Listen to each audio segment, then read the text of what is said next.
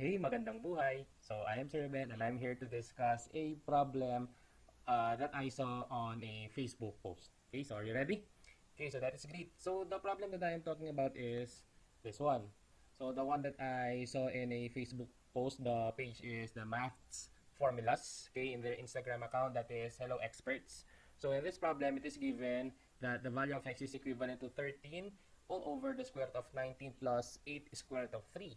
Then we're asked to determine the value of x raised to the fourth power, or x raised to 4 minus 6x cubed minus 2x squared plus 18x plus 23 all over x squared minus 8x plus 15. Well, actually, I've answered this one correctly.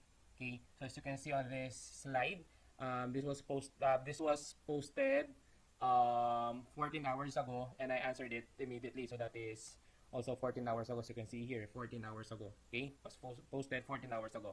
So it's 5, and then they acknowledge it. So how did I get 5 in this? How did I get the answer 5 for this given question? So this is how I did it. First is, what we're going to do is to simplify the value of x. Okay, 13 all over the square root of 19 plus 8 square root of 3 can be simplified in this form. Now, if we will simplify this value, we need to rationalize the denominator, or what we need to do is to square the fraction itself. Now, if we want to square the fraction, it means that our denominator will be in such a way, it will be like this: the square root of the quantity of 19 plus 8 square root of 3 squared. If you will notice, allow me to write that one. If you will notice, if we're going to square this one, we are actually squaring a binomial. Now, if we are going to square a binomial, it means that this fraction can be expressed using two numbers. In that case, I used here one square number and one number that is not a perfect square. Now, what am I going to do here is to express this number in such a way that we may add a perfect square number and a number, or we may subtract a number from a perfect square number. In that case, the very obvious one will be, that would be 16 minus 3.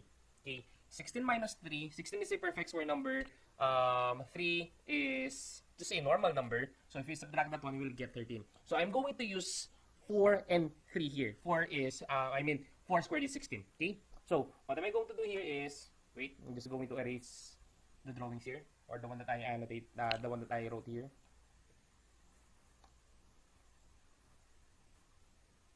Okay. Now for this one, just like what I said a while ago, 13 is equivalent to 16 minus 3, which is the same as 4 squared minus 3, correct?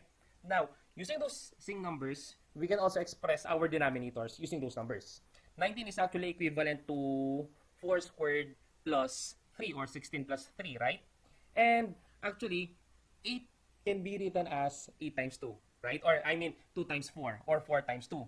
Now, you will see later on why I express 8 as 2 times 4. Because actually, we're going to apply here the squaring a binomial. The one that that's being taught to us when we were in grade 7 here in the Philippines. That is, the quantity of a plus b squared is actually equivalent to a squared plus 2ab plus b squared. Later on, you will understand that one. So in that case, we can write 19 plus 8 squared root of 3 as 4 squared plus 3 plus 8 times 3. Next, we can just simply rearrange those numbers, and it can be like this. 4 squared, the quantity of 4 squared plus 2 times 4 times square root of 3 plus the quantity, square root of 3 squared. As you can see, our denominator, the one inside the radical symbol, is actually a perfect square trinomial. And if that is a perfect square trinomial, then we can express that as a square of a binomial. In that case, our denominator now would become this one, the square root of the quantity of 4 plus square root of 3 squared. You will notice that we can cancel out this one. Kasi, simply because, what do you call this? The square root of a perfect square is actually the number itself. So, for example, the square root of 4 squared is just simply 4. The square root of 10 squared is just simply 10. So, in that case, the value of x now would be equivalent to, what do you call this? 4 squared minus 3 all over 4 plus square root of 3. Notice that on our numerator, we can express that. Actually, we can factor that one by using the difference of two squares. Okay, so in that case, our numerator now would be equivalent to the quantity of 4 plus the square root of 3 times the quantity of 4 minus the square root of 3, as you can see on our screen. And you can now cancel this expression and our denominator. So in that case, the value of x is now 4 minus square root of 3. Now, we can still simplify this one. Since we know that the value of x is equal to 4 minus the square root of 3, let us somehow eradicate the radical number here. Now, what are we going to do here? What we're going to do here is to add negative 4 on both sides of the equation. So in that case, that will be now x minus 4 is equal to negative square root of 3. Next, again, it's like what I've said a while ago, let's get rid of that radical number. So for that to happen, we need to square both sides of the equation. In this case, it will be now x squared minus 8x plus 16 is equivalent to 3.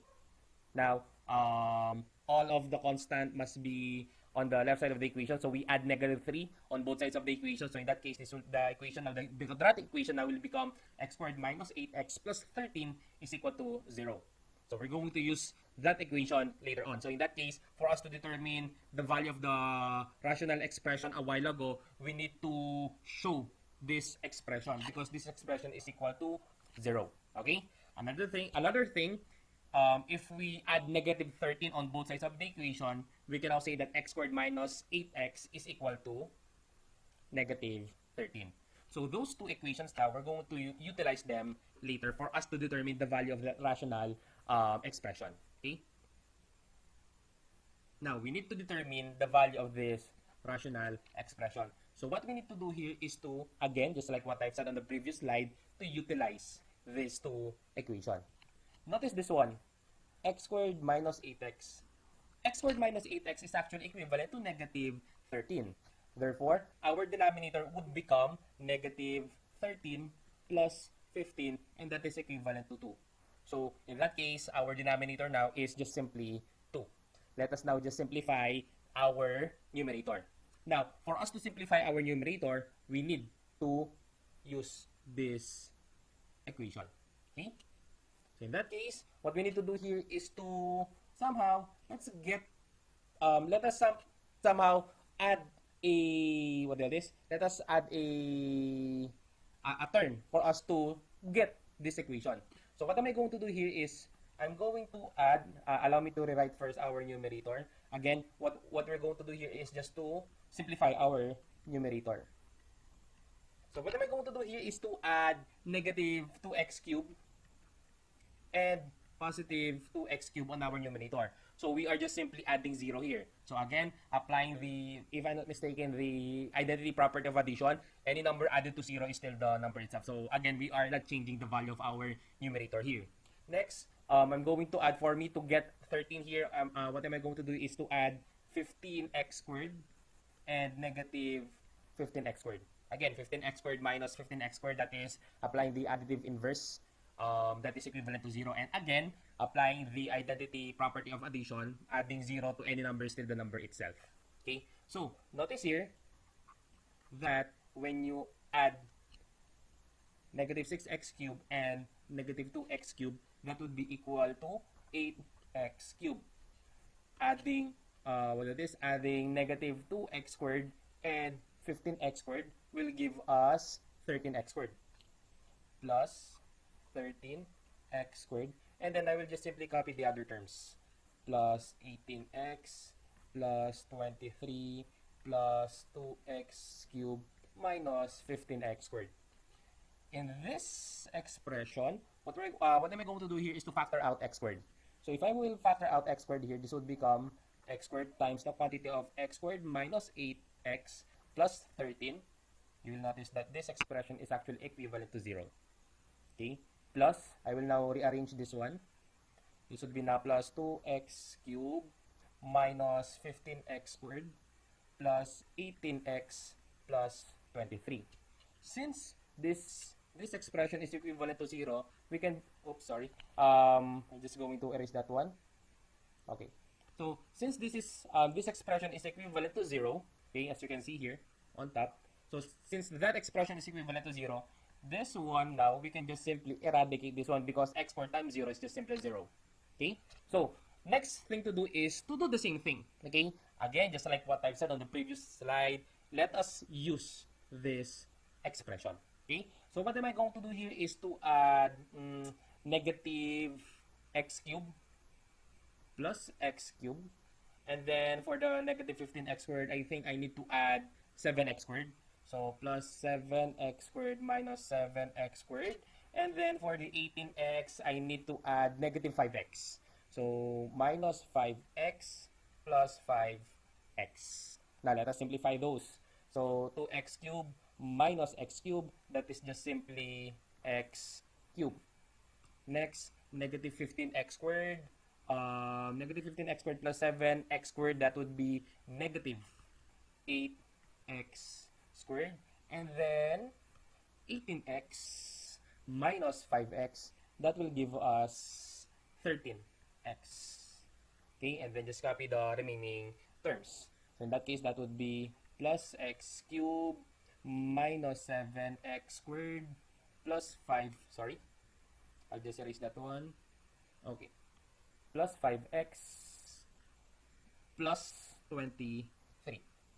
So in here, in this expression, I need to factor out x here. So in that case, that will be now x times x squared minus 8x plus 13 plus x cubed minus 7x squared plus 5x plus 23. Again, just like what we did a while ago, this expression is equivalent to 0. So therefore, we can just simply eradicate this expression. Kasi x times 0 is just simply 0. Again, repeat the process here. So in this case, what I need to do here, so since we now have x cubed, when we factor out x, that would be x squared. What we need to do here is to get, is to obtain negative 8x squared and positive 13x. So for us to get that one, we need to add negative x squared. Oh, sorry. I'll write it somewhere here. Okay, in that case, I will add negative x squared plus x squared. And then for 5x, I need to add 8x for me to get 13x. Plus 8x minus 8x. So, simplifying that one, we now have x cubed. I'll use black ink. X cubed minus 8x squared. So, that is negative 7x squared minus x squared. Plus 5x plus 8x, that is 13x, and then just simply copy the remaining terms. Plus x squared minus 8x plus 23. Just a reminder, our denominator is 2, so don't forget that one. So what we're doing here from this point up to right now is actually simplifying our numerator. Okay? So, factor out, on this expression, we factor out x. So in that case, okay lang siya. So in that case, I'll just simply write it here so that it won't be covered by my video itself. So in that case, this would be now x times the quantity of x squared minus 8x plus 13 plus x squared minus 8x plus 23 all over 2. Correct? Notice that the value of this is actually 0 based from this equation. Correct? And then, so x times 0 is just simply 0, so we can just simply remove this 1. And then, this is actually equal to negative 13. So then, y, based from this equation, the one here, x squared minus 8x is actually negative 13. So, simplifying this would be now negative 13 plus 23. Negative 13 plus 23, that is 10 over 2. If we simplify that to 1, that is actually equivalent to 5. So 10 over 2 is actually equivalent to 5. So that is my solution on how I got the final answer of 5 on the post of math formulas. So I hope that you learned something on this video, and with that, maraming salamat sa pakikinig and magandang buhay.